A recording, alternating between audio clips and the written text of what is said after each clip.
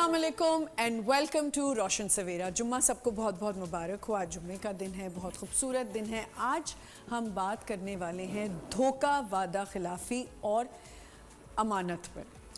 अब धोखा, वादा खिलाफ़ी, अमानत की जब बात आती है तो लोग अक्सर आपसे कोई वादा करते हैं और उसकी खिलाफ वर्जी कर देते हैं। उसके अलावा धोखे में किसी को रखना, किसी को धोखे से किसी बात में फंसाना, उसका फ़ायदा उठाना और फिर उसको किसी ना किसी तरीके से हर्ट कर देना। अब धोखा हमारे जहन में क्या आता है कि सिर्फ यही होगा, मोहब्बत में धोखा हो गया, ये हो गया। नहीं, धोखा दोस्ती का धोखा, एतबार का धोखा। अगर आप किसी पे एतबार करते हैं, ट्रस्ट करते हैं, अपनी कोई बात बताते हैं, अमानत होती है बात भी। आप देखें, हम अक्सर कहते हैं ना, ये मेरी अमानत है तुम्हारे पास, अगर मैंने तुमसे ये बात की है तो इसको अपने पास ही रखना, अपने तक ही रखना। लेकिन लोग क्या करते हैं, अक्सर अमानत में ख़यानत करते हैं, आपकी बात आगे कर देंगे। कुछ ऐसी बातें होती हैं जो इंसान खुद चाहता है कि दूसरे तक पता चल जाए, तो वो अलग बात है। लेकिन कुछ लोगों की ऐसी बातें होती हैं जो वो नहीं चाहते। और हमेशा याद रखें, हर एक फ्रेंड का जो बेस्ट फ्रेंड होता है ना, उसके आगे उसका एक बेस्ट फ्रेंड ज़रूर होता है। तो बात अगर यहाँ से निकल गई ना, तो बड़ी मुश्किल है कि वो यहीं तक रह जाएगी, पेट तक। वो कहीं ना कहीं ट्रैवल ज़रूर करेगी। और चाइनीज़ विस्पर जैसे आपने ये सुना होगा, एक टर्म है कि आप बात यहाँ से निकलती है और वो पहुँचते पहुँचते लोगों तक क्या बन के पहुँचती है हमें नहीं पता चलता। और हम अपनी रोज़मर्रा की ज़िंदगी में इस चीज़ से गुजरे होते हैं। धोखा, कोई आपको धोखे से बेवकूफ़ बना के, अच्छा, लोगों को बेवकूफ़ बनाने के बाद इतना फ़ख्र महसूस होता है कि हमने किसी को बेवकूफ़ बना दिया, हमने कैसी चालाकी से इसके साथ ये काम करवा दिया। और ये नहीं सोचते कि इसको अल्लाह ताला तो देख रहे हैं, इस्लाम में इसके बारे में क्या कहा गया है। हम भी करते हैं, मैं भी बड़ी पूरे दिन में कोई ना कोई चालाकी से बंदा कहता है, कोई छोटे मोटे अपने काम निकलवा लेता है। लेकिन किसी की फीलिंग्स के साथ आप धोखा करें या किसी के वादा खिलाफ़ी करें, मैंने आपसे वादा किया और मैंने कहा जी मैं ये काम तुम्हें करके दूंगी, या मेरा वादा रहा मैं तुम्हें ये बात कहीं नहीं जाएगी, या ये मैं तुम्हें, और आपने उसकी वादा खिलाफ़ी कर दी, आपने वादा करके मुकर जाते हैं लोग। तो ये बड़ा सेंसिटिव चीज़ें हैं और इससे इंसान की पूरी ज़िंदगी हिल सकती है। एक शख्सियत जो है, इंडिविजुअल जो एक होता है, उसकी पर्सनालिटी शैटर्ड होती है, वो लोगों पे एतबार करना छोड़ देता है, वो अपनी ही चीज़ के अंदर इतना ज़्यादा उलझ जाता है कि यार मैं अपनी परेशानी किसी के साथ कर रहा था, इसने मुझसे ये कर दिया। आपके चालाकी से लोगों से पैसे निकाल के बड़े होशियार बनते हैं। आप दुकानों में देख लें, हमारे यहाँ क्या होता है, एक दुकान पे जाएं तो कम पैसों में चीज़ मिलती है, ज़रा आगे जाएं तो ज़रा महंगी मिलती है। उसके अलावा हम किसी बाज़ारों को भी अगर देखें, एक बाज़ार अगर क्लिफ्टन पे है तो उधर चीज़ महंगी मिल रही होगी, तो ये भी एक गलत चीज़ है। आप सब्ज़ी लेने जाएं, आपको एक ठेले पे सब्ज़ी जो है बहुत सस्ती मिलेगी, एक जगह बहुत महंगी मिलेगी, तो ये भी एक धोखा है, ये चालाकी है। ये इसको धोखा ही ज़मूरे में आ जाता है कि भाई आपने अगर किसी को बेवकूफ़ बना के चीज़ की है ना, तो वो गलत है। तो आज इस पर हम बात करेंगे, क्योंकि आपको जैसे पता है कि फ्राइडे वाले दिन हम कोशिश करते हैं कि हम ऐसे टॉपिक्स लाएं जिसका इस्लामिक पॉइंट ऑफ व्यू क्या है और इस्लाम में इसमें क्या कहा गया और इसकी सज़ा क्या है, कि अल्लाह ताला इसके बारे में क्या फरमाते हैं, ऐसे लोगों के साथ क्या होगा, चाहे वो इस दुनिया में जितने भी लोगों को धोखा दे दें, वादा खिलाफ़ी कर लें, अमानत में ख़यानत कर लें। लेकिन एक आँख है जो हम सबको देख रही है, वो है अल्लाह ताला। तो अल्लाह ताला से तो हम नहीं छुप सकते। तो इधर हम बात करेंगे कि इसको हम कैसे ठीक कर सकते हैं। एक छोटा सा ब्रेक लेते हैं, विल बी राइट बैक।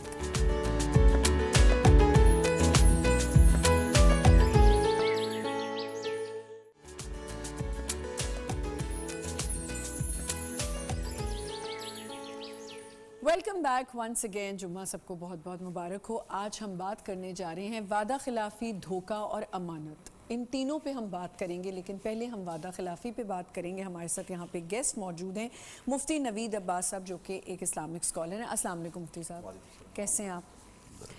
और हमारे साथ हैं अलामा सैयद कंबर अली शाह, अस्सलाम वालेकुम। और हमारे साथ तशरीफ़ रखती हैं हमारी सबकी favourite Sarwat Askari, Islamic scholar, कैसी हैं? अच्छा नवीद साहब, सबसे पहले तो बताइए, वादा खिलाफ़ी के ज़मूरे में क्या क्या आ जाता है? नहमदुहु व नसल्ली अला रसूलिल करीम, अम्मा बाद, बिस्मिल्लाहिर्रहमानिर्रहीम। देखिए, नबी करीम सल्लल्लाहु अलैहि वसल्लम की तालीमात जो कुरान मजीद फ़ुरक़ान हमीद के ज़रिए हम तक पहुँची हैं, वो तमाम की तमाम इस बात पर मुश्तमिल हैं कि हम जब भी किसी आदमी से कोई बात करें, वादा करें, तो उसको पूरा करें। قرآن مجید فرقان حمید نے کہا وَأَوْفُوا بِالْعَهْدِ إِنَّ الْعَهْدَ كَانَ مَسْئُولًا، جب وعدہ کرو تو وعدے کو پورا کرو، کیونکہ وعدے کے متعلق سوال کیا جائے گا۔ تو نبی کریم صلی اللہ تعالیٰ علیہ وآلہ وصحبہ وبارک وسلم کا طریقہ یہ رہا کہ آپ نے جب کبھی کسی سے کوئی بات کی، وعدہ کیا تو اس کو پورا کیا۔ جی تو آج ہمارے معاشرے میں جس سوسائٹی میں ہم رہتے ہیں، ایک طرف اسلامی تعلیمات ہیں، ایک طرف اخلاقیات ہیں۔ دیکھیے یہ تمام کی تمام تر چیزیں اخلاقیات سے بنیادی طور پر تعلق رکھتی ہیں، اور وہ قومیں جن کا اسلام سے تعلق نہیں بھی ہے، وہ بھی جب دنیا میں اپنے اصول وضع کرتی ہیں تو ان کے کچھ اصول، کچھ قواعد، کچھ ضوابط ہوتے ہیں۔ تو ہم تو آج اس گئے گزرے معاشرے میں بس رہے ہیں کہ جہاں ڈاکوؤں کے لیے تو قوانین ہیں، ڈاکوؤں نے اپنے لیے تو متعین کیے ہوئے ہیں، لیکن ہمارے ہاں وعدے کی کوئی جو ہے وہ اہمیت نہیں ہے۔ ہم نے وعدہ کیا، وعدہ خلافی کر دی اور پھر کہہ دیا جی ہم بھول گئے۔ یہ کون سا طریقہ ہے جناب، آپ بھول گئے؟ پھر اس کے علاوہ جان بوجھ کر وعدہ توڑنا، تو یہ بہت سخت گناہ ہے، اس کی سخت وعید آئی ہے۔ اس لیے ہمیں چاہیے کہ جب ہم کسی سے کوئی بات کریں، پختہ بات کریں اور اس کو مکمل کریں، اتنی کریں کہ جتنا ہم کر سکتے ہیں۔ تو ہمارے ہاں تو معاملہ یہ ہے کہ مطلب محراب و منبر سے لے کر، میں اپنی بات پہلے کروں، یہاں سے شروع کریں تو حکمرانوں تک چلے جائیں، ہر آدمی وعدہ خلافی کرتا ہے، ہر آدمی وعدے کو توڑتا ہے، اس کو وعدے کی پاسداری ہی نہیں ہے۔ یعنی قسمیں کھا کر ہم وعدے کرتے ہیں کہ ہم یہ بھی کر دیں گے، یہ بھی کر دیں گے، یہ بھی کر دیں گے، تو پھر وہ جن دنوں کا ہم کہتے ہیں اتنے دنوں میں کریں گے، وہ دن گزر جاتے ہیں، آدمی دنیا سے چلا جاتا ہے لیکن وہ کام کرتا نہیں ہے۔ تو اس لیے ہماری سوسائٹی، ہمارا معاشرہ جسے ہم کہتے ہیں اسلامی جمہوریہ پاکستان، یہاں بسنے والے ہر فرد کو چاہیے کہ وہ جب بھی بات کرے، جب بھی قول کرے تو اس قول کو پختہ کرے اور پھر اس پر عمل کرے۔ اور اگر کہیں آپ کو یہ صورتحال ہو کہ کسی نے آپ سے کوئی بات کی ہے کہ جناب میں یہ کام آپ کا کر دوں گا یا یوں ہو جائے گا، اور آپ کو لگ رہا ہے کہ اب وہ کام نہیں ہو پائے گا، تو اس کو قبل از وقت پہلے بتا دیا جائے کہ جناب یہ جو بات ہم نے کی تھی، یہ عہد پورا نہیں ہو سکتا یا یہ بات پوری نہیں ہو سکتی، تو سامنے والا تاکہ انتظار میں نہ رہے۔ اس لیے جو نبی کریم صلی اللہ علیہ وسلم کا طریقہ، دیکھیے قیامت کے دن یہ جو وعدہ خلافی کرنے والے لوگ ہیں، جو وعدہ توڑنے والے لوگ ہیں، ان کے لیے سخت وعیدات ہیں اور سخت عذاب کی بات آئی ہے۔ تو اس سے ہمیں جو ہے وہ اجتناب کرنا چاہیے۔ جی قمبر صاحب۔ اعوذ باللہ من الشیطان الرجیم، بسم اللہ الرحمن الرحیم، اما بعد فقد قال اللہ سبحانہ وَأَوْفُوا بِالْعَهْدِ إِنَّ الْعَهْدَ كَانَ مَسْئُولًا۔ سب سے پہلے تو وال ٹی وی کو آپ کو خراج تحسین پیش کرتا ہوں کہ آپ نے اس دور میں اس اہم موضوع کو گفتگو کے لیے معین فرمایا، شکریہ، جو وقت کی اور معاشرے کی ایک اہم ضرورت ہے۔ جی فاضل مفتی صاحب بھی اسی کو بیان فرما رہے تھے، تھوڑی سی بات کو آگے بڑھاؤں گا۔ پورے قرآن مجید میں 46 مرتبہ لفظ عہد مختلف صیغوں میں ذکر کیا گیا، اور تاکیداً کہا گیا ان العہد کان مسئولا، یہ جو وعدہ ہے، یہ جو عہد ہے، ہم اس کے بارے میں تم سے ضرور سوال کریں گے۔ اور وہ چیز کتنی اہم ہوگی جس کے بارے میں خالق سوال کر رہا ہے، اور دنیا میں یاد دلا رہا ہے، اس پہ کام کرنا، یہ پوچھا جائے گا۔ اگر کلاس میں کوئی ٹیچر کہے کہ اس سوال کو ذرا دھیان سے یاد کرنا، یہ ضرور آئے گا کوسچن پیپر میں، تو وہ ایک انتہائی اہم سوال ہو جاتا ہے۔ اس کے علاوہ عہد کو کبھی قرآن نے میثاق کے نام سے یاد کیا، کبھی وعدے کے نام سے یاد کیا، مگر تاکید اسی چیز پہ زیادہ رکھی گئی۔ اور اللہ جب اپنے مخلص بندوں کا ذکر کر رہا ہے تو فرمایا یوفون، یہ لوگ اپنے عہد کو پورا کرنے والے ہیں۔ نبی اکرم حضرت محمد مصطفیٰ صلی اللہ علیہ وآلہ وسلم نے منافقین کی نشانیاں بیان فرمائیں۔ ان میں سے ایک نشانی ہے جھوٹ بولنے والا، دوسری نشانی ہے خیانت کرنے والا، اور تیسری نشانی ہے اپنے وعدے کو توڑ دینے والا، مکر جائے۔ اب یہاں ایک آخری جملہ کہوں، وعدہ کبھی اللہ سے کیا جاتا ہے، کبھی بندوں سے کیا جاتا ہے۔ ایک حقوق اللہ کے بارے میں، ایک حقوق الناس کے بارے میں، حقوق العباد کے بارے میں۔ اگر حقوق اللہ کے بارے میں بھی انسان وعدہ کر رہا ہے تو اسے پورا کرے، لیکن خالق ہے، رعایت کر سکتا ہے، اس کے بارے میں پھر آگے بحث چلے جائے گی کہ اگر کوئی نظر کرے اور پوری نہ کرے تو پھر کتنا اسے کفارہ ادا کرنا بے شک۔ جی آپا۔ بسم اللہ الرحمن الرحیم، السلام علیکم۔ عہد کی پاسداری جو ہے وہ مذہبی اسلام میں بہت زیادہ اہمیت بتائی گئی ہے۔ حضور نبی کریم صلی اللہ علیہ وآلہ وسلم سے روایت ہے کہ آقا صلی اللہ علیہ وآلہ وسلم نے کسی آدمی سے کوئی وعدہ کیا اور حضور نبی کریم صلی اللہ علیہ وآلہ وسلم وہ آدمی کہا کہ میں واپس آتا ہوں، اور حضور نبی کریم صلی اللہ علیہ وآلہ وسلم وہاں 3 دن تک اس کا انتظار کرتے رہے، اور جب وہ شخص 3 دن کے بعد واپس آئے تو حضور نبی کریم صلی اللہ علیہ وآلہ وسلم نے فرمایا کہ اگر تم نہ آتے تو قیامت کے دن میں اسی مقام سے اٹھتا۔ تو یعنی اتنی زیادہ پابندی ایفائے عہد کی ہے۔ اور مجھے ایک واقعہ اور یاد آتا ہے کہ حضرت ابو ذر غفاری جو کہ صحابی رسول ہیں، حضرت ابو ذر غفاری کے زمانے کا واقعہ ہے کہ ایک شخص پر دیت لازم تھی، مگر اس نے کہا کہ میرے والد نے ایک خزانہ پوشیدہ کر دیا تھا، اور میرا چھوٹا بھائی جو ہے وہ اس کے بارے میں کچھ بھی نہیں پتا، اور اگر میں یہاں پر دیت میں مارا گیا تو میرا بھائی محروم رہ جائے گا، لہٰذا مجھے مہلت دی جائے کہ میں 3 دن میں وہ اس کا آنا اور جانا ہوتا تھا، وہ ایسے مقام پہ آتا تھا، تو کہا کہ مجھے مہلت دی جائے تاکہ میں واپس آ جاؤں اپنے بھائی کو یہ بتا کر۔ اب کوئی اسے مدینے میں جانتا نہیں تھا، تو حضور نبی کریم صلی اللہ علیہ وآلہ وسلم اور ان کے اصحاب کرام نے کہا کہ کوئی ہے جو اس کا ضامن بن جائے، اور حضرت ابو ذر غفاری جو تھے اس کے ضامن بن گئے۔ اب پہلا دن گزرا، دوسرا دن گزرا، تیسرا دن گزرا، اور جب تیسرا دن گزرنے کا بالکل ختم وقت ہونے والا تھا تو اس وقت وہ شخص ہانپتا کانپتا ڈانپتا ہوا اور خدمت میں پہنچا اور کہا کہ میں دیت کے لیے تیار ہوں۔ تو اس سے پوچھا گیا، کہا کہ تم کیوں آئے، تم چاہتے تو بڑی آسانی سے غائب ہو سکتے تھے۔ اس نے کہا کہ اس لیے کہ پھر ایفائے عہد کی پاسداری ممکن نہ ہوتی۔ اور اس کے بعد حضرت ابو ذر غفاری سے کسی نے پوچھا کہ تم کیوں اس کے امین بنے، اگر آپ یہ نہ آتا تو آپ کو مار دیا جاتا۔ تو حضرت ابو ذر غفاری نے کہا کہ اس لیے میں اس کا امین بنا تاکہ یہ اپنے آپ کو تنہا نہ سمجھے اسلامی اسٹیٹ میں۔ تو یہ بہت بڑی بات ہوتی ہے، اور ہمارے ہاں تو وعدے شاید اسی لیے کیے جاتے ہیں کہ وہ توڑے جائیں، اور ہم کو پتہ ہوتا ہے کہ ہم کہیں پر نہیں جا سکیں گے، لیکن ہم کہتے ہیں انشاءاللہ ہم ضرور آئیں گے۔ تو یہ بہت مفتی صاحب، کیا وعدہ خلافی بھی جھوٹ کے زمورے میں آ جاتا ہے؟ دیکھیے، نبی کریم صلی اللہ علیہ وسلم کا ایک فرمان ہے، من غش فلیس منا، جس نے دھوکہ کیا وہ ہم میں سے نہیں، جس نے ملاوٹ کی وہ ہم میں سے نہیں، جس نے فراڈ کیا وہ ہم میں سے نہیں۔ ایک ہے آپ نے عہد کیا کہ جی کل جو ہے وہ، جیسے ابھی حضرت نے کہا کہ یہ پروگرام ہے، کسی وجہ سے کوئی حادثہ ہو گیا تو یہ تو ایک الگ کیفیت ہے، لیکن جانتے بوجھتے عہد کو توڑنا یہ اسلام کو توڑنا ہے۔ تو اس لیے ہمارے بزرگوں کا طریقہ یہ رہا کہ وہ جب بھی وعدہ کسی سے کرتے تو وہ وعدہ خلافی نہیں کرتے، وہ وعدے کو پورا کرتے۔ وعدہ کیا ہے؟ آپ نے پختہ عہد کیا، ایک چیز کو گھیٹان باندھ دی، اب اس کو توڑنا نہیں ہے، اب آپ نے اس کو مکمل کرنا ہے۔ تو اولاً تو چاہیے یہ کہ ہم کسی سے کوئی پختہ وعدہ کریں نا، کسی معاملے میں جب بھی وہ آپ سے بات کرے تو آپ باہم 2 لوگوں کے درمیان کوئی میثاق ہوتا ہے، کوئی معاملہ جب ہوتا ہے تو ایک تو ہمارے ہاں خامی یہ ہے کہ ہم اس کو تحریر میں نہیں لاتے۔ کوئی بھی کام کریں تو اس کو تحریر میں لے آیا جائے۔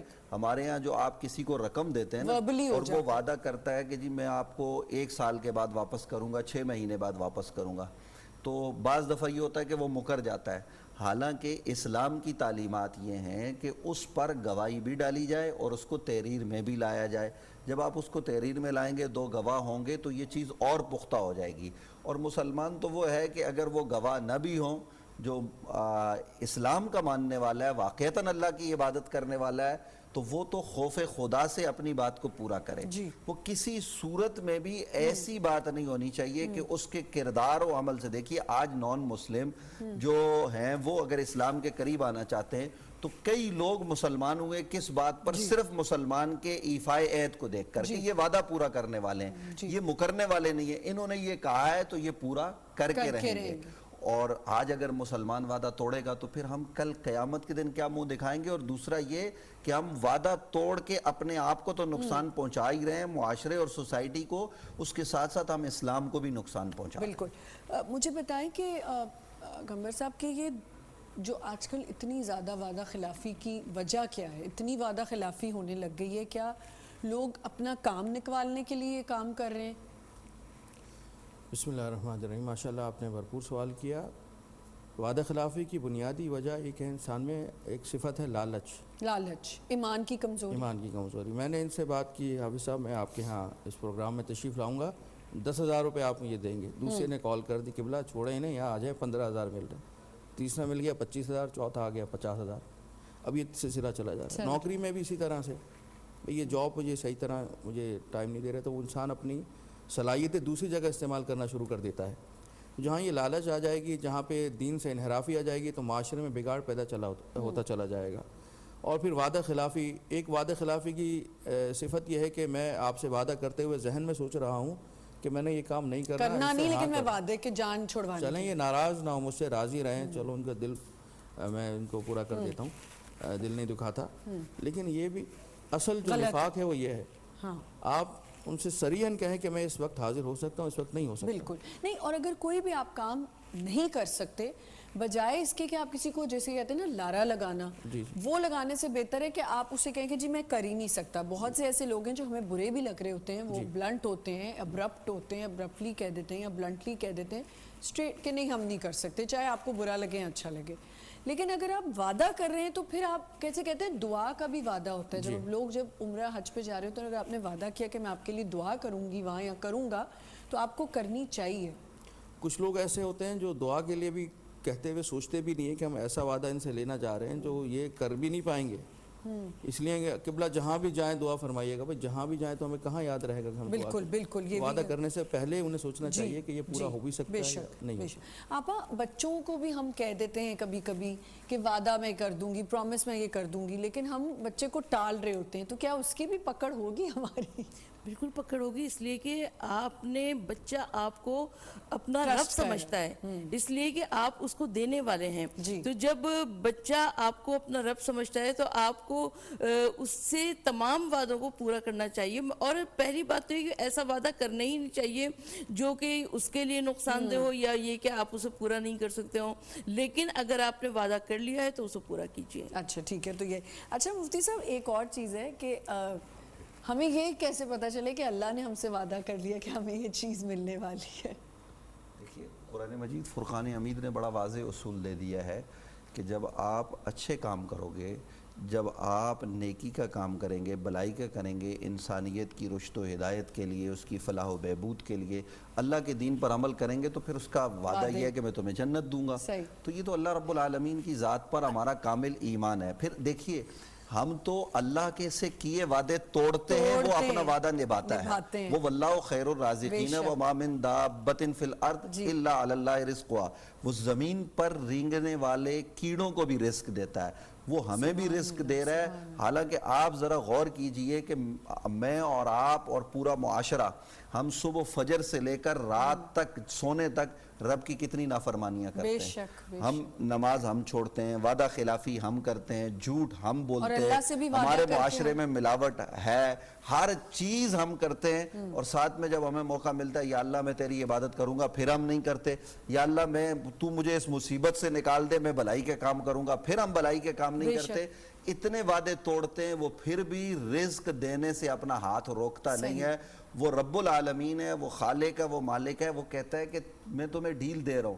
اور دیکھیے حدیث ہے, نبی کریم صلی اللہ علیہ وسلم کا فرمان ہے کہ ایک آدمی اتنی نیکیاں کرتا ہے, اتنی نیکیاں کرتا ہے کہ اس کے اور جنت کے بیچ میں ایک ہاتھ کا فاصلہ رہ جاتا ہے, اور پھر وہ کوئی ایسا عمل کرتا ہے کہ وہ جہنم میں چلا جاتا ہے. اور یہ حدیث صحیح ہے. اور پھر نبی علیہ السلام نے فرمایا کہ ایک آدمی اتنے گناہ کرتا ہے, اتنے گناہ کرتا ہے کہ اس کے اور جہنم کے درمیان ایک ہاتھ کا فاصلہ رہ جاتا ہے. پھر وہ ایسا عمل کرتا ہے کہ اللہ اس کو داخل جنت کر دیتا ہے. تو اللہ رب العالمین ہمارے حسن نیت کو دیکھتا ہے, انما الاعمال بالنیات کے تحت, کہ ہم دیکھیے وہ ایک خاتون تھی ساری زندگی گناہ میں گزری, صرف بلی کے بچے کو پانی پلا دیا یا کتیا کے بچے کو تو اللہ نے اس کو معاف کر دیا. یہ پروردگار ہے وہ ہماری, ہم یہ جو معاشرے میں یہ دیکھتے ہیں نا ہم نے تو بڑی نیکی کرنی ہے, کروڑوں خرچ کرنے ہیں, نہیں صاحب, اللہ رب العالمین آپ کی چھوٹی سی چھوٹی نیکی کی وجہ سے بھی آپ کو معاف فرما دیتا ہے, اور بعض دفعہ بڑی بڑی نیکیاں بھی قبول نہیں ہوتی, تو اس میں بھی ریا دکھلاوا نہیں ہونا چاہیے. اور جہاں تک وعدے کا تعلق ہے تو وعدہ ہم اپنا جب کر لیں تو اس کو پورا کریں. رب اپنے وعدے پورا کرتا ہے, وہ اپنے وعدوں کی خلاف ورزی نہیں کرتا. ہم رب سے کیے ہوئے وعدوں کی خلاف ورزی کرتے ہیں. ہم نے عالم ارواح میں کہا تھا کہ تو ہی رب ہے, جب اس نے پوچھا کہ کیا میں تمہارا رب نہیں ہوں, ہم نے کہا تو ہی رب ہے, لیکن وہ جو وعدہ وہاں کیا تو اس وعدے کو آج ہم توڑ رہے ہیں. وہ رب العالمین ہمیں دیکھ رہا ہے اور ہم پھر بھی جو ہے نا وہ برائیاں کیے جا رہے ہیں. تو ہمیں چاہیے یہ کہ ہم بندوں سے وعدہ کریں, رب سے ہم نے جو وعدے کیے ان سب کو پورا کریں. بے شک. اچھا گمبر صاحب مجھے یہ بتائیں کہ ابھی جو مفتی صاحب نے بات کی کہ وعدہ اللہ تعالیٰ تو ہمارا, ہم جتنی بھی خلاف ورزی کریں اللہ تعالیٰ اپنا وعدہ نبھا رہے ہیں, معاف بھی کر دیتے ہیں.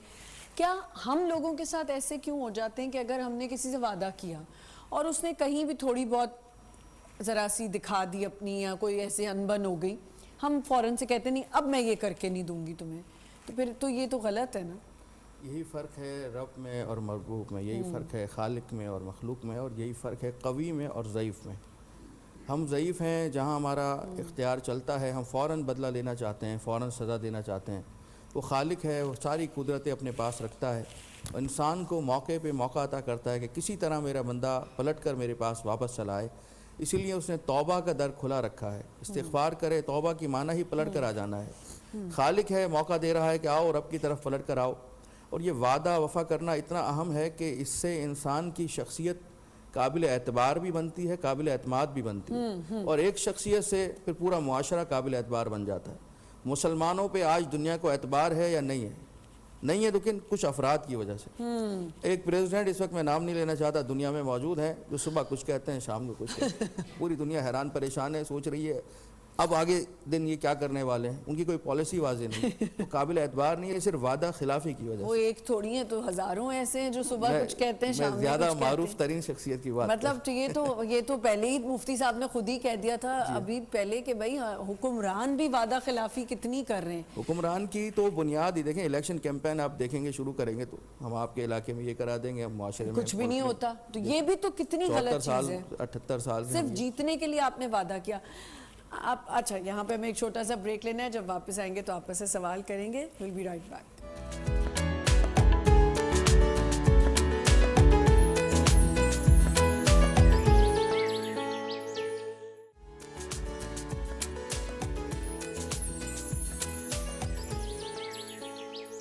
Welcome back once again. ہم بات کر رہے ہیں آج وعدہ خلافی, دھوکہ اور امانت پہ. آپا بریک پہ جانے سے پہلے میں آپ سے ایک سوال کرنا چاہتی تھی کہ جب اب آپ نے اکثر فیملیز میں دیکھا ہوگا کہ بڑے بوڑھے جو ہیں وہ ایک وعدہ لے لیتے ہیں کہ جب ان دو بہن بھائیوں کے بچوں کی شادیاں ہوں گی آپس میں, اب وہ وعدہ اگر نہیں پورا کر پا رہے کسی بھی مجبوری کی وجہ سے, دیکھیں اگر لڑکا نہیں مان رہا, بچے بڑے ہو گئے, پھر اچھا پہلی بات تو یہ کہ بزرگوں کو اس طرح کا وعدہ لینا نہیں چاہیے. اور دوسری بات یہ کہ جب اگر وعدہ کر لیا ہے تو اس وعدے کی پاسداری بھی کی جائے, اس لیے کہ بڑوں کے فیصلے ہمیشہ اچھے ہوا کرتے ہیں, لیکن یہ کہ بزرگوں کو بھی اجتناب کرنا چاہیے. کہ مطلب یہ نہ کریں. آپ بھی روشنی تھوڑی ڈال دیں مفتی صاحب اس پہ, کیونکہ لوگ وعدہ دادا دادی نانا نانی کہہ دیتے نا بھائی یہ 2 بچوں کی شادی کر دینا, وعدہ لو مجھ سے. دیکھیے 2 چیزیں ہوتی ہیں, ایک ہوتی ہے خواہش اور ایک ہوتا ہے وعدہ. تو وعدہ کس کا اعتبار کیا جائے گا؟ اگر ہم نے بچے سے کہا کہ آپ مجھ سے وعدہ کرو کہ یہ جو بچی ہے اس سے آپ نے شادی کرنی ہے, تو اس بچی اور اس بچے کا اعتبار نہیں ہوگا اگر وہ نابالغ ہے, اس لیے کہ نابالغ کے وعدے کا اعتبار نہیں, وہ مکلف ہی نہیں ہے. صحیح. سب سے پہلے تو یہ چاہیے کہ آیا کہ وہ جو وعدہ کر رہا ہے وہ وعدے کو سمجھتا بھی ہے یا نہیں, ایک بات. دوسری بات یہ ہے کہ دادا دادی نانا نانی ان کی خواہش تمنا اور آرزو ہوتی یا ہے، والدین بھی ہوتے ہیں والدین کی بھی ہوتی ہے کہ ہم خاندان کو باندھ کے رکھیں، اور اس کے لیے جو ہے نا یہ نواسا ہے تو یہ پوتا ہے تو ان کی آپس میں جو ہے نا وہ پوتی کی نواسے کی شادی ہو جائے، یہ ان کی خواہشات ہوتی ہیں، یہ تمنائیں ہوتی ہیں، تو یہ تمنائیں اچھی ہیں خاندان کو باندھنے کے لیے، لیکن اس سے گریز کریں تو لیکن بہتر ہے۔ یہ تو خواہش ہے نا، خواہش ہزاروں خواہشیں ایسی کہ ہر خواہش پہ دم نکلے، کون سی خواہش پوری ہم کریں گے، لیکن یہ تو ایک ہے کہ یہ بٹھا کے خاندان کی بڑی بھی یا بزرگ کہتے ہیں مجھ سے بیٹے کو وعدہ کرو، میں تو دنیا سے چلی بھی جاؤں تو تم نے ایسا کرنا ہے، اور دے بھی دیا وعدہ اگر وہ وعدہ اگر ہو بھی گیا تو دیکھیے کچھ چیزیں ایسی ہوتی ہیں جو عند اللہ ہوتی ہیں، وہی آپ نے ابھی کہا کہ یہاں تو یہ معاملہ ہے اگر نکاح بھی کر دیتا ہے چچا اپنی بھتیجی کا تو اس کو یہ حق ہے کہ وہ جب بلوغت کو پہنچے تو وہ اپنا نکاح جو ہے نا وہ قائم رکھے یا نہ رکھے، یہ اس کا اختیار ہے، یہ چچا کر دے یعنی بلوغت سے پہلے، حالانکہ کرنا نہیں چاہیے بلوغت سے پہلے، لیکن کر سکتے ہیں، وہ اس کا اختیار ہوتا ہے، لیکن اس لڑکی کو بھی پھر اختیار ہے کہ وہ چچا نے یا کسی اور ولی نے اس طرح سے نکاح کر دیا تو وہ اس نکاح کو ختم بھی کر سکتی ہے۔ تو یہاں تو یہ والی بات بھی ہے کہ جب یہ صورتحال ہے تو آج کل کے جو معاشرہ جس سوسائٹی میں ہم رہتے ہیں، خاص طور پر شادیوں کے حوالے سے یہ جو معاملات ہیں اس میں بچے سے بچی سے اس کی رضا پوچھ کر فیصلہ بڑے بزرگوں کو کرنا چاہیے، ہمیں بیلنس بات کرنی چاہیے کہ یہ نہیں ہونا چاہیے کہ ہم اتنی آزادی دے دیں کہ وہ پھر پورا گھر ہی برباد ہو جائے، لڑکی اپنی مرضی کرے لڑکا اپنی، ان کی مرضی پوچھ کر بزرگ جو فیصلہ کرتے ہیں جیسا کہا گیا تو بزرگوں کے فیصلے میں بہتری ہوتی ہے۔ بہرحال اس طرح کے وعدے جو کسی اور کے متعلق ہوں کہ بھئی تم مجھ سے وعدہ کرو، باپ سے کہا جائے کہ تم اپنے بیٹے کی شادی ایسے کرو گے تو وہ باپ نے وعدہ کیا اپنے باپ سے کیا، لیکن وہ جس کے متعلق کیا وہ بلوغت کے بعد نہیں مانتا تو اس وعدے کا اعتبار نہیں جی۔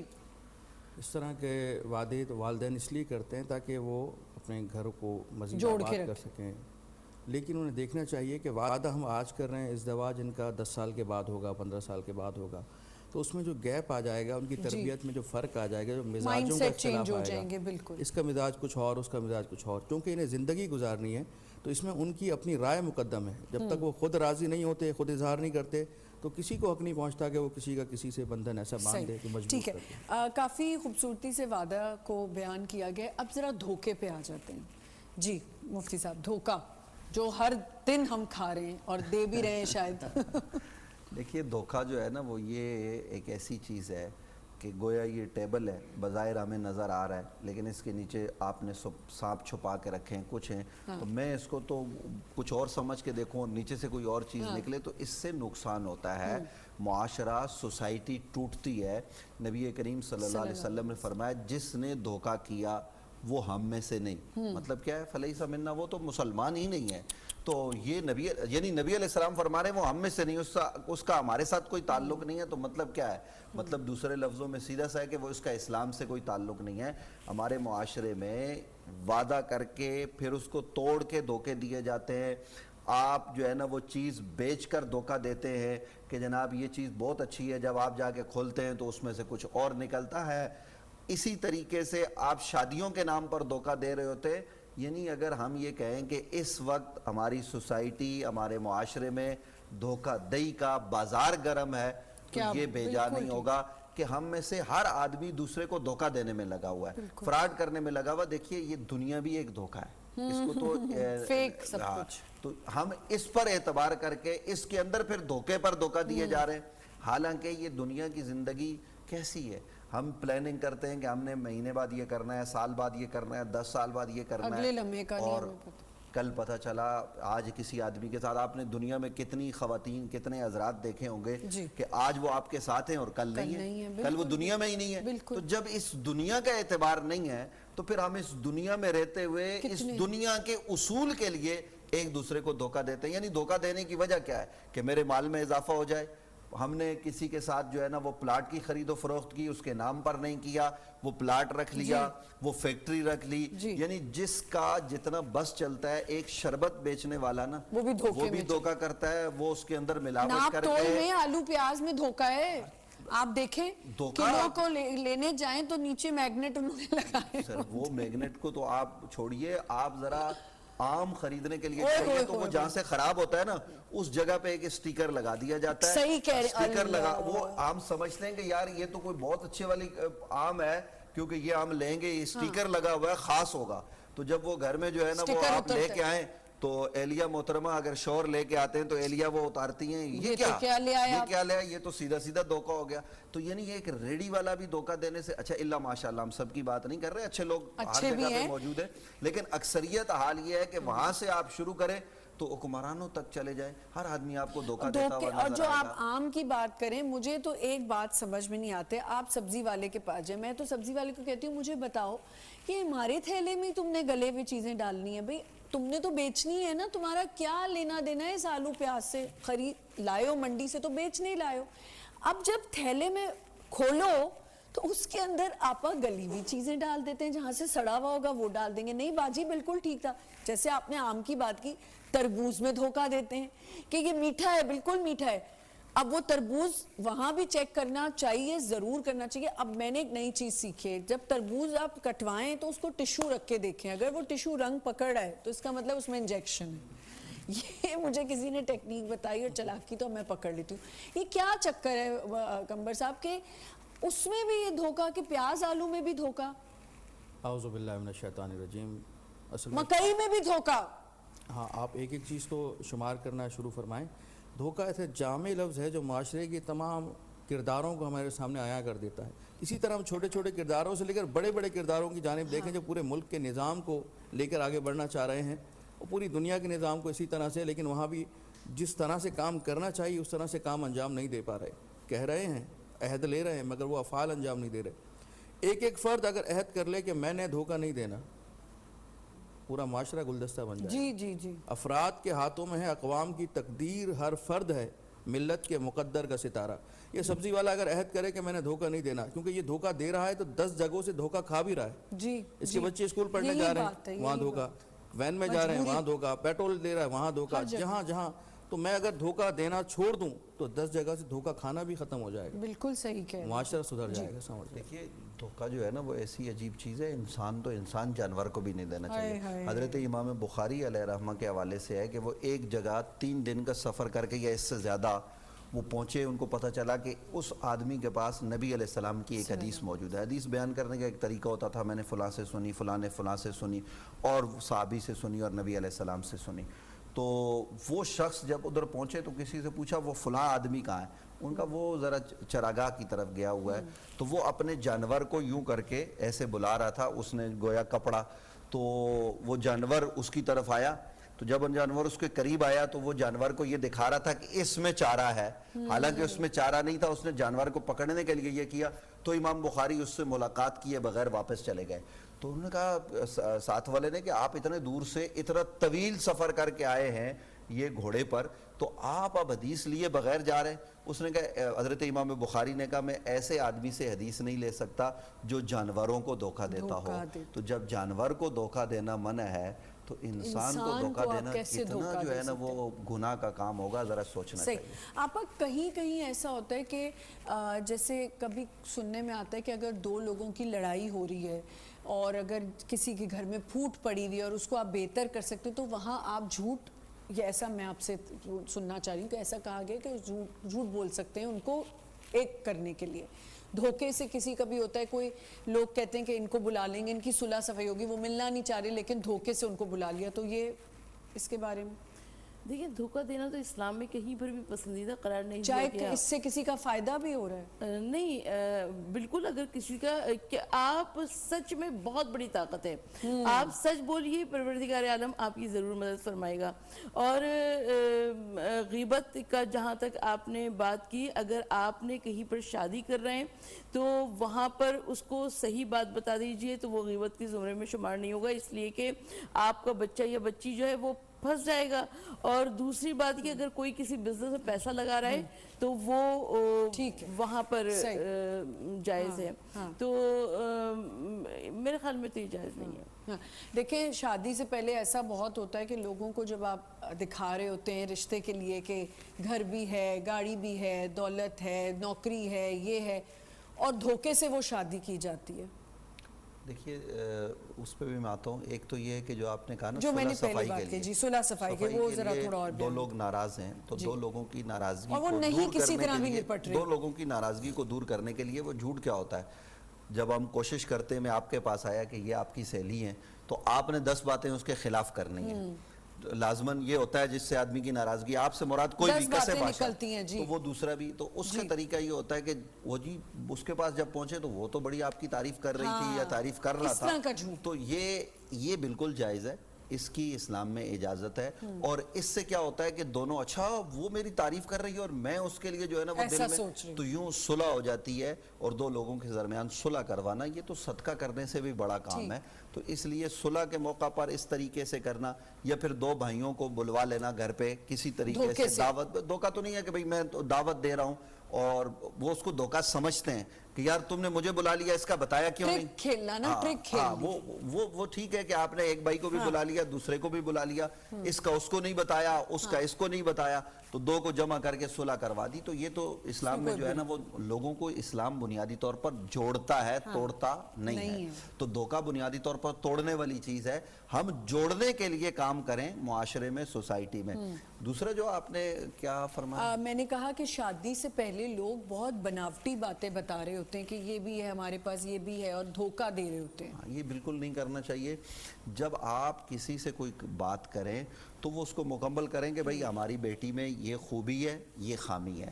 اور اس کو دیکھیے کہ سیدنا حضرت بلال, وہ اپنے بھائی نے کہا کہ میں فلاں جگہ شادی کرنا چاہتا ہوں, تو وہ چلے گئے. اب ان کے بھائی صحابی بھی ہیں, یہ ذرا غور کیجئے گا. وہ گئے اور انہوں نے جا کے خاتون جن سے رشتہ کرنا تھا مفتی صاحب یہاں تھوڑا سا میں آپ کو روکوں گی, ہمیں بریک کی طرف جانا ہے. بریک سے واپس آئیں گے اور یہیں سے کنٹینیو کریں گے.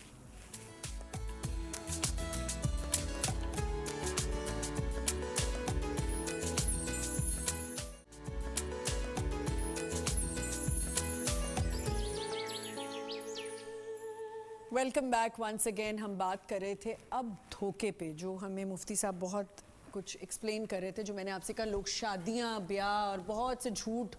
ہاں, جھوٹ نہیں بولنا چاہیے. میں حضرت بلال کے حوالے سے عرض کر رہا تھا کہ سیدنا حضرت بلال اپنے بھائی کا رشتہ ایک جگہ لے کر گئے, تو اس خاندان میں پہنچے اور ان سے کہا کہ مجھے رشتہ چاہیے اور میرا بھائی کوئی اچھا آدمی نہیں ہے. یعنی وہ اپنے بھائی کے اندر اگر کوئی عیب تھا بھی, حالانکہ وہ قرون اولیٰ کے آدمی اور کوئی عیب دار نہیں تھے, لیکن حضرت بلال نے ان باریک بینی سے ان کی تمام تر چیزیں بتا دی کہ بھئی یہ بھی ہے, یہ بھی ہے, یہ بھی ہے.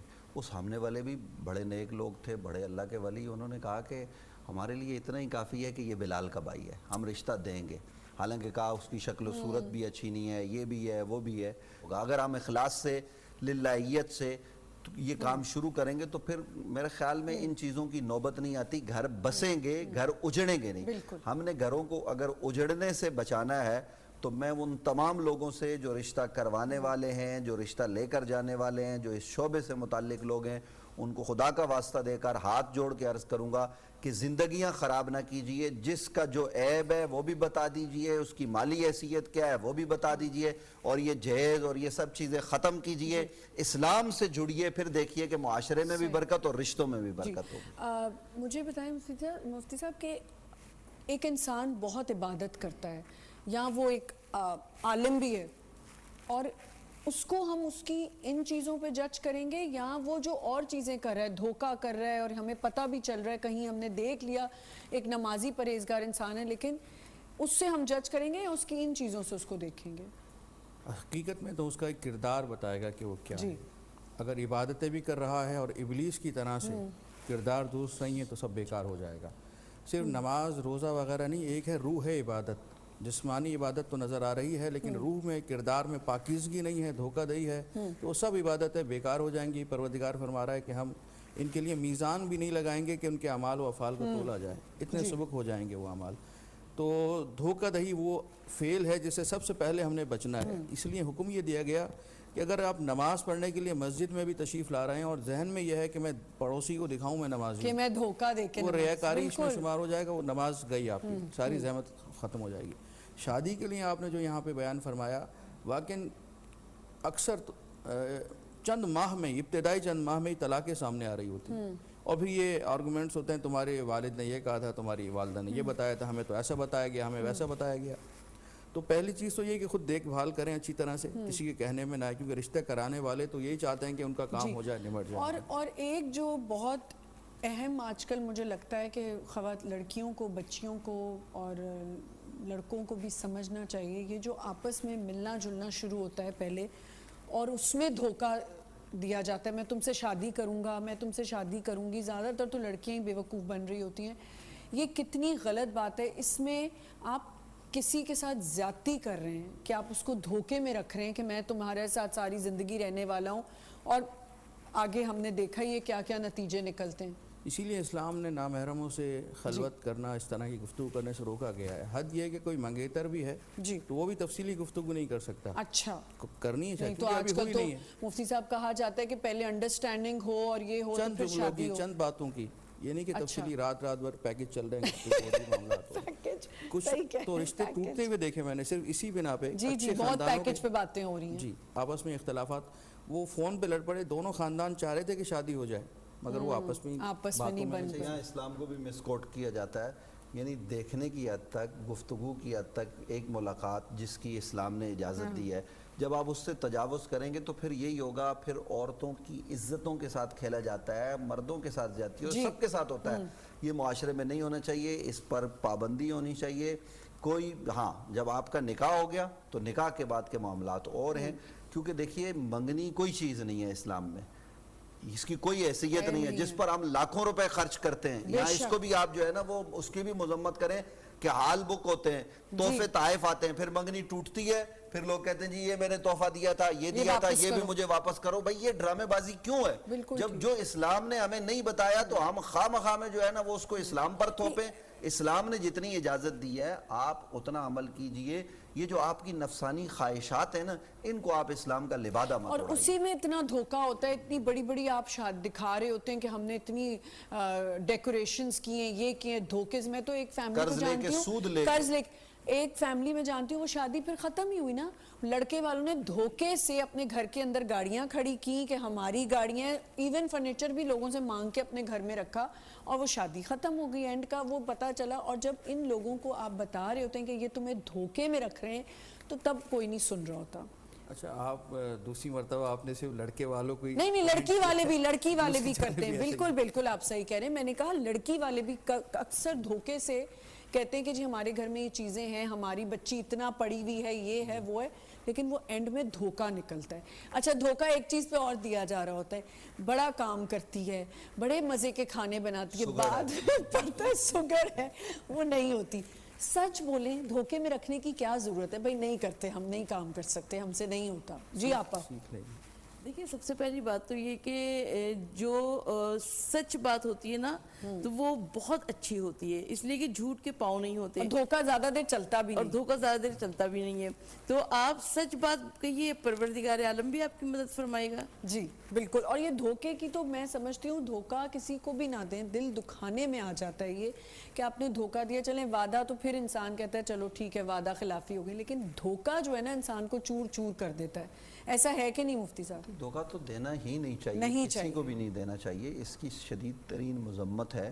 دھوکہ دہی کرنے والا آدمی, اس کا اسلام ہی نہیں, اس کا اعتبار ہی نہیں ہے. اور پھر نبی کریم صلی اللہ علیہ وآلہ وبارک وسلم نے ایسے آدمی کی مذمت کی ہے, اور ایسے آدمی کے لیے جہنم ہے. ہم دنیا کی زندگی کے لیے چند ٹکوں کے لیے ہم دھوکہ دیتے ہیں, اپنی روح کی تسکین چاہتے ہیں, حالانکہ روح کی تسکین اس میں نہیں ہے.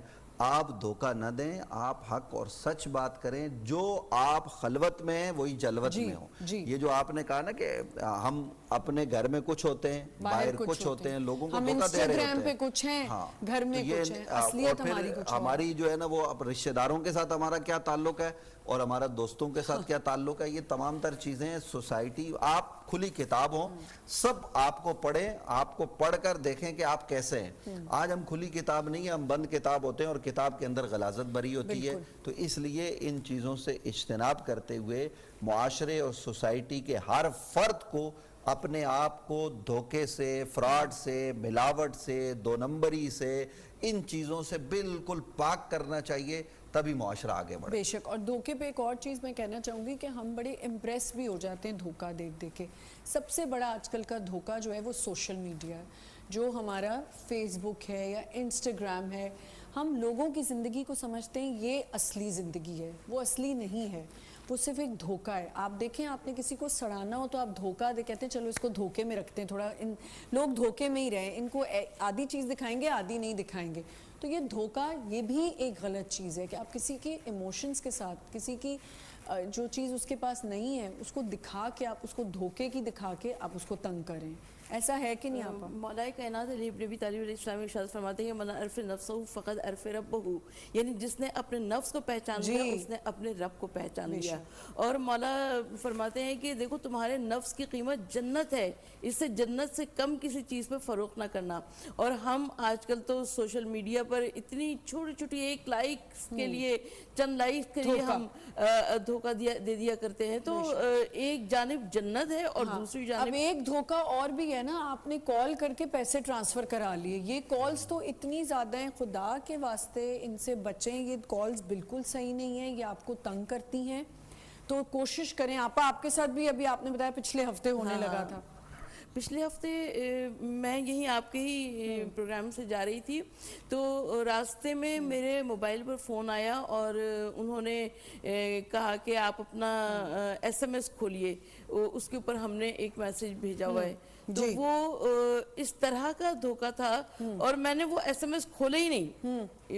یعنی اتنے دن ہو گئے مگر ابھی تک میں نے ایس ایم ایس نہیں کھولا. اچھا نہیں، یہ ہوا ہے بہت سے لوگوں کے ساتھ ہوا ہے کہ ان کو آپ کال کرتے ہیں اور دھوکے سے ان کا او ٹی پی نمبر لے لیتے ہیں. تو اس سے گریز کریں. اب ذرا مفتی صاحب امانت پہ آ جاتے ہیں. دیکھیے امانت جو ہے نا وہ آج ماشاءاللہ آپ نے یہ ساری چیزیں ایسی رکھی ہیں کہ جن کا ہمارا بنیادی طور پر معاشرے سے تعلق ہے. امانت کیا ہے؟ امانت یہ ہے کہ آپ کسی کے پاس کوئی چیز رکھواتے ہیں تو آپ نے اس میں خیانت نہیں کرنی. قرآن مجید فرقان حمید یہ بات ارشاد فرماتا ہے ان اللہ یامرکم ان تودوا الامانات الی اہلہا. اللہ رب العالمین کہتا ہے کہ میں تمہیں حکم دیتا ہوں کہ تم امانتیں ان کے جو اہل ہیں ان کو پہنچاؤ. تو اب ہمارے ہاں امانت میں خیانت یہ عام سی بات ہو گئی ہے. یعنی نبی کریم صلی اللہ علیہ وسلم دنیا میں جب تشریف فرما ہوئے اور جب آپ نے اعلان نبوت فرمایا تو میں ناظرین سے کہوں گا اس بات پر ذرا خوب توجہ کریں کہ کریم آقا صلی اللہ علیہ وآلہ وسلم نے اعلان نبوت کیا تو اعلان نبوت کر کے نبی علیہ السلام نے یہ نہیں فرمایا کہ تم نماز پڑھو، یہ کرو یہ کرو. جب نبی علیہ السلام نے کہا کہ تم میرے متعلق بتاؤ کیا کہتے ہو، کیا میں یہ کہوں کہ اس پہاڑ کے اوٹ سے دشمن کی فوج آ رہی ہے یقین کرو گے؟ انہوں نے کہا ہاں کریں گے. حضور نے فرمایا کیوں؟ انہوں نے کہا اس لیے کریں گے کہ آپ نے 40 سال ہمارے بیچ گزار دیے، ان 40 سالوں میں کبھی آپ نے جھوٹ نہیں بولا، ان 40 سالوں میں کبھی آپ نے غلط بیانی نہیں کی، ان 40 سالوں میں کبھی آپ نے امانت میں خیانت نہیں کی. آپ صادق اور امین ہیں. آپ کی 40 سالہ زندگی ہمارے سامنے روشن کتاب ہے. آپ کہیں اس پہاڑ کے پیچھے سے دشمن کی فوج آ رہی ہے تو ہم بالکل یقین کریں گے، آنکھیں بند کر کے یقین کریں گے. حضور نے فرمایا اب میں تم سے کہتا ہوں لا الہ الا اللہ. تو انہوں نے ظاہر ہے وہ نہیں ماننا تھا، جنہوں نے ماننا تھا انہوں نے مانا، لیکن اکثریت نے اس وقت انکار کیا. تو ہم نبی علیہ السلام کی حیات کو دیکھیے. قرآن مجید فرقان حمید نے کیا کہا؟ لَقَدْ كَانَ لَكُمْ فِي رَسُولِ اللَّهِ أُسْوَةٌ حَسَنَةٌ. تمہارے لیے بہترین نمونہ وہ نبی کریم صلی اللہ علیہ وآلہ وسلم کا اسوہ حسنہ ہے. تو اسوہ حسنہ کیا ہے کہ ہمارے آقا صلی اللہ علیہ وسلم نے جب ہجرت کی تو شب ہجرت حضرت مولا کائنات امیر المومنین علی ابن ابی طالب رضی اللہ تعالی عنہما آپ کو نبی علیہ السلام نے اپنے بستر پر لٹایا. اور کیوں لٹایا؟ اس کی وجہ نبی علیہ السلام نے فرمایا یہ فلاں کی امانت، یہ فلاں کی امانت، یہ فلاں کی امانت. غور کیجئے کہ وہ جو باہر 40 سے زیادہ لوگ کھڑے ہوئے قبائل کے ہاتھوں میں ننگی تلواریں لیے کہ آج عبداللہ کے بیٹے محمد صلی اللہ علیہ وسلم کو قتل کریں گے، وہ نبی علیہ السلام کو قتل کرنے کے در پہ ہیں. حضور بستر پر اپنے اخی، اپنے چچا زاد، امیر المومنین علی ابن ابی طالب کو لٹاتے ہیں، اپنے پیارے کو لٹاتے ہیں اور کہتے ہیں صبح ان کی امانتیں واپس کر کے ان کو لٹا کے مدینے آ جانا۔ یعنی امانت کی اتنی اہمیت ہے کہ کریم آقا صلی اللہ علیہ وسلم کو جو قتل کرنے کے لیے کھڑے ہوئے ہیں ان کی امانتیں حضور کہہ رہے ہیں کہ ان کی امانتیں لٹا دینا۔ میں یہیں پہ آپ کو روکوں گی، ایک چھوٹا سا ہمیں بریک لینا ہے، ویل بی رائٹ بیک۔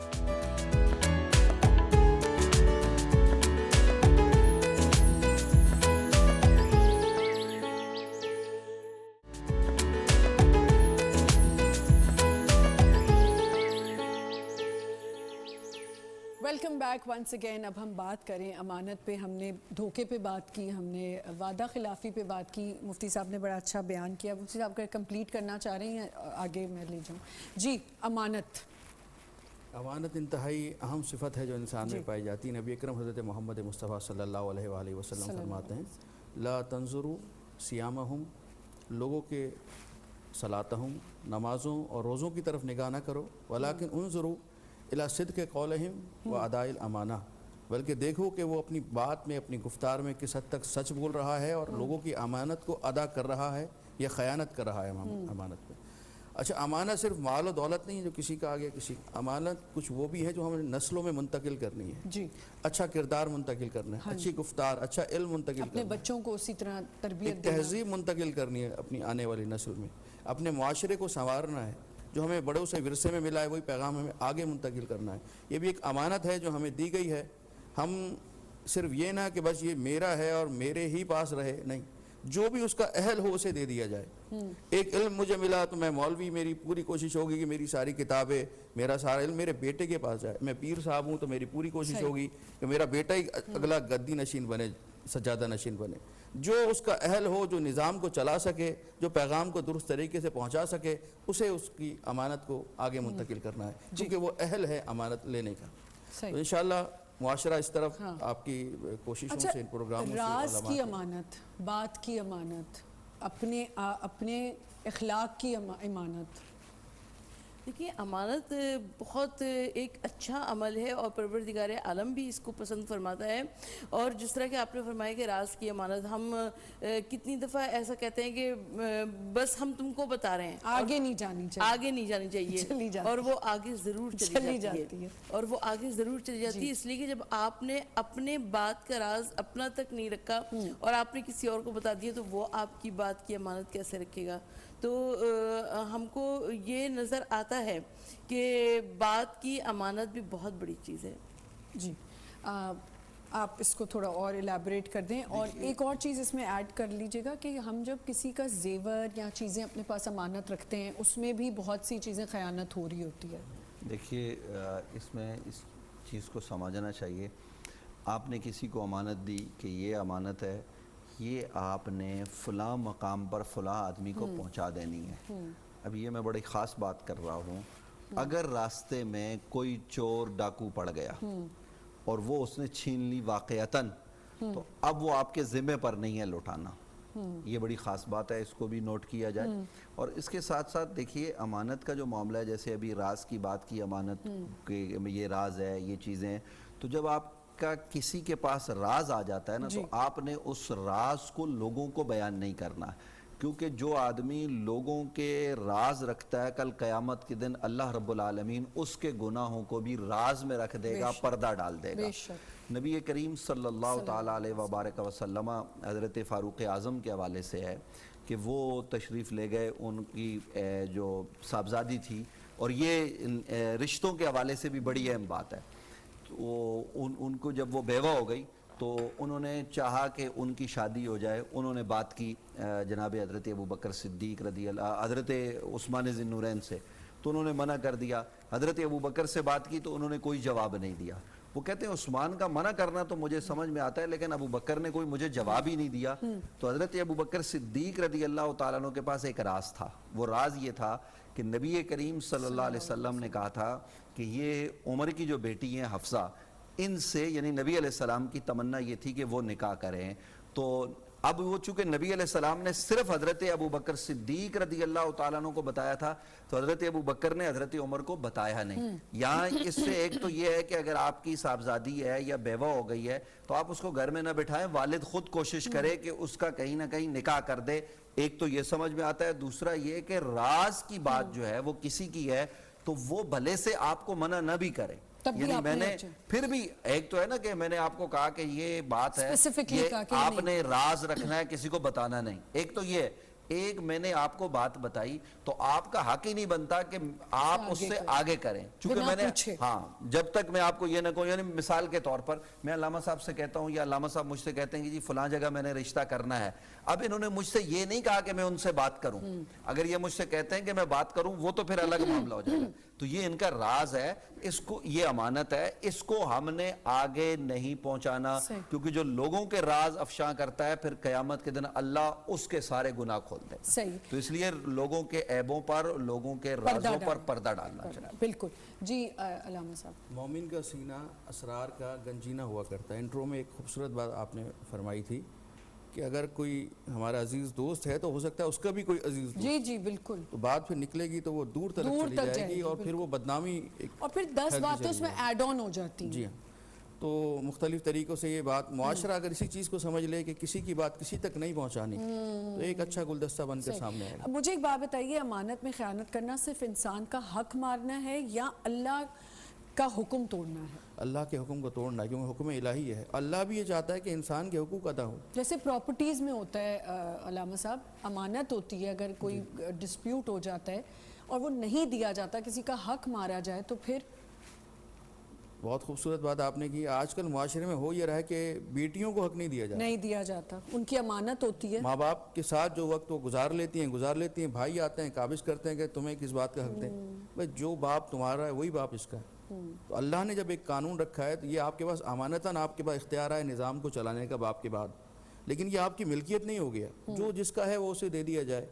یہ ایک معاشرہ ہے. جو آپ اپنی بہن کو نہیں دے رہے تو اپنی بیٹی کو کیا دیں گے؟ بے شک بے شک. آپ اس طرح حق غصب کرتے رہیں گے تو اللہ کی نگاہ میں حرام ہے. اور اسی میں ایک چیز اور ایڈ کر لیں علامہ صاحب کہ اکثر کیا ہوتا ہے، شادیاں ہوتی ہیں لڑکیوں کی تو وہ امانت کے طور پہ ان کا زیور جو ہے سسرال والے رکھ لیتے ہیں کہ نہیں بیٹا میرے پاس رکھوا دو. لیکن اسی میں سے چیزیں نکال کے بہت سی ایسی فیملیز میں لڑکیوں کے ساتھ ہوا ہے. پھر آپ کہیں گے کہ میں لڑکیوں کا ساتھ دیتی ہوں، لیکن یہ ہوا ہے کہ وہ چیزیں نکال لی گئیں اور کہا کہ گم ہو گئیں یا وہ میں نے خود دے دی کسی کو.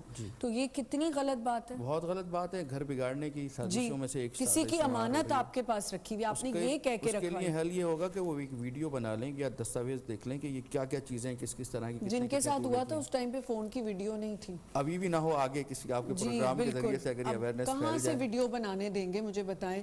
تو یہ تو لوگوں کے ظرف کی بات ہے نا کہ وہ کسی کے کرنا چاہیے. خالہ ماسی کہتی ہے چپکے سے مجھے دے دو، تم سے کوئی لے لے گا، کوئی تم سے لے لے گا. اس کی ویڈیو کہاں سے بنے گی؟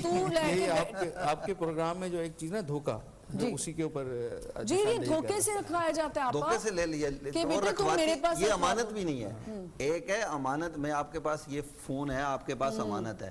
ایک آپ مجھے کہیں نہیں مفتی صاحب باہر بڑا حالات خراب ہیں، اسنیچنگ ہو جائے گی، موبائل چھن جائے گا، یا آپ مجھے دے دیں، میں آپ کی امانت رکھ رہی ہوں، اور آپ کے دل میں یہ ہو کہ نہیں یہ تو میں ہی کسی کو بھیج دوں گی، کسی کو دے دوں گی. بالکل خاتون کا حق ہے کہ یہ میری ملکیت ہے تو میں جب تک نہیں چاہوں گی. میں تو لڑکیوں کو سمجھاتی ہوں کہ بھائی آپ بینک ہے، آپ بینک میں رکھوائیں. میں تو کیا آپ کو بولوں، یہاں تو ایسے ایسے دھوکے دیے جا رہے ہوتے ہیں. پاسپورٹ رکھ دیتے ہیں لڑکیوں کے کہ یہ ہمارے پاس رکھوا دو، تم گما دو گی. ارے بھائی پاسپورٹ کیسے کوئی اچھی بلی لڑکی کیسے گما سکتی ہے؟ پاسپورٹ چھپا لیتے ہیں اور کہ کہیں ٹریول نہ کر جائے، چل ہی نہ جائے. لیکن آمنہ پھر وہی بات ہے کہ لڑکیوں کی طرف سے آپ بول رہی ہیں، لڑکوں کی طرف سے نہیں بول رہی ہیں، اس لیے کہ لڑکیوں کی طرف سے بہت زیادہ دھوکے دیے جاتے ہیں. جی حصوں میں بھی امانت خیانت کی جا رہی ہوتی ہے. جیسے آپ نے ابھی بیان کیا کہ امی چلی گئیں، والد چلے گئے، تو ان کے اندر بھی حصوں میں بھی ڈنڈی مار دیتے ہیں. شرعی اصول ہے کہ حصوں میں ڈنڈی مار کے حج پہ جایا جا رہا ہوتا ہے. جی اور پھر معافی بھی مانگی جا رہی ہوتی ہے، ہمیں معاف کر دینا کہ ہم اتنے بڑے خدمت کرنے والے لوگوں کے. نہیں جو جانے سے پہلے ایک بہت بڑا میسج آتا ہے عمرہ اور حج سے پہلے، میری کہا سنا معاف، میں اپنی دل سے معافی مانگنا چاہتی ہوں. اگر کوئی اچھا میری ایک جاننے والی انہوں نے کہا اگر میں تمہیں معاف نہ کروں تو کہتا نہ کرو. شب برات پر تو یہ میسیج بہت زیادہ چلتے ہیں. نہیں آپا, مطلب آپ دیکھیں اتنا بڑا میسج کوئی فارورڈ ہی بنایا ہوگا نا کہ میں اتنی بڑی جرنی پہ جا رہا ہوں اور یہ ہے اور وہ ہے اور جا رہی ہوں, تو انہوں نے کہا کہ میں اگر آپ کو معاف نہ کروں, آپ نے میرے ساتھ یہ کیا تھا, تو کہتے نہ معاف کرو, ہمیں تو اللہ نے بلا لیا. آپ سوچ دیکھیں کہ آپ معافی بھی مانگ رہے ہو, اوپر سے وہ بھی تڑی بھی لگا رہے ہیں کہ نہیں کرنا تو نہ کرو, پھر نہ مانگو معافی. یہ جو ایک چکر چل جاتا ہے, جانے سے پہلے ایک میسج آ جاتا ہے. اصل میں یہ تو خواہ میں لوگوں کو وہی والی بات دھوکہ دینا ہے. دھوکہ. آپ کا تعلق باللہ ہونا چاہیے کہ اللہ سے آپ کا کیا تعلق ہے, اور پھر تعلق بالمخلوق یعنی اللہ کی مخلوق کے ساتھ کیا تعلق ہے. اگر آپ اچھے ہیں تو ہر آدمی آپ کو دل سے ہی معاف کرے گا. آپ نے کوئی اونچ نیچ کر بھی دی تو وہ معاف کرے گا, وگرنہ یہ ہوگا کہ مرنے کے بعد بھی اس کا بھائی بیٹا کھڑا ہوتا ہے, میرے باپ نے کسی کے ساتھ زیادتی کی ہو تو اس کو معاف کر دیں, تو بھئی وہ زیادتی کی کیوں تھی, ٹھیک ہے. اسی طریقے سے آپ جو ہے نا وہ حج پہ جا رہے ہیں, عمرے پہ جا رہے ہیں, یا اس کے علاوہ مقدس ایام ہے, شب برات ہے, لیلۃ القدر ہے, ان راتوں میں جو ہے نا وہ میسج چلاتے ہیں کہ جی ہمیں معاف کر دو. تو یہ معافی نہیں ہوتی. معافی کیا ہے, طریقہ ہے معافی کا. میں نے آپ کا حق غصب کیا ہے تو اولاً میں وہ حق ادا کروں. اگر بہن کا حق دینا ہے تو وہ دیا جائے, بیوی کا حق دینا ہے تو وہ دیا جائے, اور پھر اس میں جو تاخیر ہوئی ہے اس پر معذرت کر دی جائے کہ بھئی میں نے تمہارا حق سال پہلے دینا تھا, یہ تمہاری زمین تھی, یہ تمہارے پیسے تھے, یہ میں نے وقت پر نہیں دیے, اب دے رہا ہوں, قبول کرو, اور جو تاخیر ہوئی ہے اس کی معافی. تو پھر تو معافی سمجھ میں آتی ہے. یعنی آپ ایک ظلم کریں, اس کو جو ہے نا وہ اس کے ساتھ زیادتی کریں, اور پھر کہیں جی مجھے معاف بھی کر دو, اور معافی بھی بدماشی سے مانگیں, تو یہ کون سا طریقہ ہے؟ ہمارے جاننے والے ہیں, انہوں نے بھی یہی کیا, اپنی بہنوں کو حصہ نہیں دیا. اب ان کی جو بھانجیوں کی شادی ہوئی تو کسی کو گفٹ دے دیا, کسی کو کچھ کر دیا, دیکھیں میں نے آپ کی شادی کرائی, میں نے یہ کرایا, میں نے وہ کرایا. تو آپ نے اگر کرائی ہے تو انہی کے پیسوں سے کرائی ہے. جی بالکل, جو ان کا بنتا تھا آپ ان کو دے دیتے, Exactly. بس وہ معاشرے میں گردن اونچی کرنے کے لیے, دنیا داری کے ایسے تو بہت گھرانے ہیں جہاں یہ کہا جاتا ہے کہ تمہاری شادیاں جو کرا دی تھیں تو ہو گیا تھا پورا. بس یہی ایسے تو ہم آئے دن سنتے ہیں. ریاست کے احکامات بڑے سخت ہیں, ہم اگر واجبات ادا کر لیں تو ہم کو اس طرح کی باتوں کی ضرورت ہی نہیں پڑے گی. جی جی بالکل. اور نہیں آپ دیکھیں نا, آپ جتنے بھی ہم اس در ہر فرائیڈے بھی کرتے ہیں, اور جگہ بھی ایسے شوز ہو رہے ہوتے ہیں, میں سمجھتی ہوں کہیں تو کہیں لوگوں کی اصلاح شروع ہو گئی ہے, ان کو کہیں تو خوف آنے لگ گیا کہ ہاں یہ چیز غلط ہو رہی ہے. جیسے امانت میں خیانت, امانت تو آپ کسی کی بھی آپ امانت میں خیانت نہیں کر سکتے. ایون کہ آپ دیکھیں کہ گھروں میں یہ ہو رہا ہوتا ہے, جیسے ابھی آپ نے ہسبینڈ وائف کی بات کی, ہسبینڈ نے کہہ دیا کہ اچھا یہ تمہاری چیز ہے, وہاں کہیں گڑبڑ ہوئی, وہی چیزیں واپس مانگنے لگ جاتے ہیں. اب آپ یہ بھی تو دیکھیں نا, زیادتی ہے یہ, عورت بھی یہ کرتی ہے, جیسے ہی دیکھتی ہے بچوں پہ لڑنا, یہ ایک سب سے بڑی بات شروع ہو جاتی ہے. تو یہ جو امانت میں خیانت کی بات ہے, اس کو تو میرے خیال سے بہتر آپ مجھے یہ بھی بتائیے کہ کیا یہ تینوں جو ہم آج ذکر ہم نے جس بارے میں کیا ٹاپک پہ, کیا یہ گناہ کبیرہ میں شامل ہوتے ہیں؟ جی بالکل. دیکھیے گناہ تو اگر آپ کسی کی امانت میں خیانت کرتے ہیں تو گناہ کبیرہ ہے. اسی طریقے سے جھوٹ بولنا یہ گناہوں کی اصل میں جڑ ہے, فراڈ کرنا یہ گناہوں کی جڑ ہے. اس سے پھر گناہ آگے جو ہے نا وہ پنپتے ہیں. تو ان چیزوں سے ہمیں مکمل طور پر اجتناب کر کے اپنے معاشرے, اپنے سوسائٹی کو اس طریقے سے بہتر بنائیں کہ ہر فرد وہ یہ سمجھے کہ میں جواب دہ ہوں. قرآن مجید فرقان حمید نے یہ ذمہ داری آپ کی, میری, پوری امت کے لگائی ہے کہ کنتم خیر امت اخرجت للناس, ہم نے تمہیں بہترین امت بنایا. کیوں بنایا؟ لوگوں کی طرف بھیجا ہے. تأمرون بالمعروف وتنہون عن المنکر, کہ تم نیکی کا حکم دیتے ہو, برائی سے روکتے ہو. تو یہ جو نیکی کا حکم دینا ہے یہ اس کو ہم عام کریں. اور آپ نے اگر کسی کی امانت میں خیانت کی ہے تو وہ امانت لٹائیں, اس کی پوری کریں, پھر اس سے معافی مانگیں. اسی طریقے سے آج سے پہلے اگر ہم نے کسی, دیکھیے اب ہمیں سننے والے ناظرین ہیں وہ یہ سوچیں گے جی کل تک تو ہم نے دھوکہ دے دیا, اللہ کرے کہ ہماری بات کسی کے دل پر اثر کرے. چھوٹی سی بریک لے لیں, بریک سے واپس آئیں گے, یہیں سے کنٹینیو کریں گے. Stay with us.